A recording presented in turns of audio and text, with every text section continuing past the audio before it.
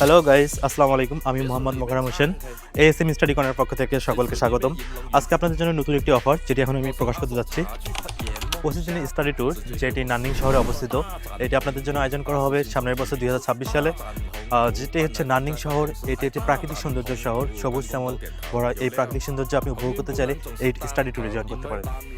এই 25 দিনের স্টাডি ট্যুরে আপনারা শিখতে পারবেন চাইনিজ ভাষা এবং আরও শিখতে পারবেন চাইনিজ কালচার, চাইনিজ ক্যালিগ্রাফি এবং চাইনিজ কুংফু এবং আরও সাথে সাথে নানা ধরনের চাইনিজ কালচার শেখার সুযোগ। তো এই সুযোগ মিস করবেন না।